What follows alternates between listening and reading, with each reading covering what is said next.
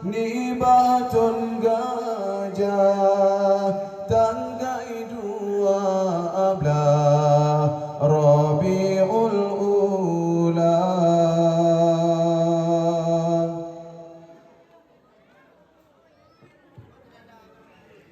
Umur 2 bulan dalam kandungan ayahnya sayang netinggai donya yatim lam kandung dia Rasulullah. Kurang bulan rapuh tulung gatan balang kandungan yang perjuangan mak tanya kubar waktu melahirkan rapuh tulung anco badan menyatu di Jakarta itu ngasih lagunya Bang Rusdi dipegang Romai Rama baru saya telepon lu. Alhamdulillah Bang Fadhillah.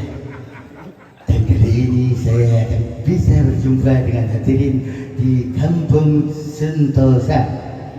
Alhamdulillah. Menyem-nyem Orang lain bilang pada masyarakat tu kata. Ino je dunia berai tu. Uru akhirat pedro awak rai. So awak rai uru akhirat. Yang pertama Nabi maksud awak rai ino yang bantu go. Betul je? Ukun uru rai tolong go pun. Ha, tolong go. Bisa buat uru rai. Ya, pedro yang pertama Nabi. So awak rai dalam masyarakat yang pertama. Nabi yang awak rai dan mampu. Nyekag musuh Nabi Muhammad. Umat lon ya Allah nu ampun dosa dia. Langsung nu ampun Allah. Yang musuh lain dia tolong. Yang awak rai musuh Nabi Muhammad. Yang dia boleh dan maklum selawat ke Nabi berkaim datang ya Nabi Muhammad. Syafaat paling raya yang pertama Pak Mizan. Kemudian Pak Wadah tajak putus surat mustaqim. Yang kelima mudah menjib ia mod Nabi. Dia apa ini mai tu dengan tu apa yang pakai urus dalam tu. Rusia nyo bek ya cok long juga Rusia bek. Bek. Itu. Jangan terlalu bawa pinang tu. Tahu.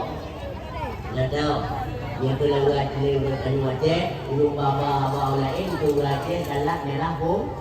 Dan dalam merah pun. Yang mereka pun yang sama merah jadi dalam. Bawa pinang.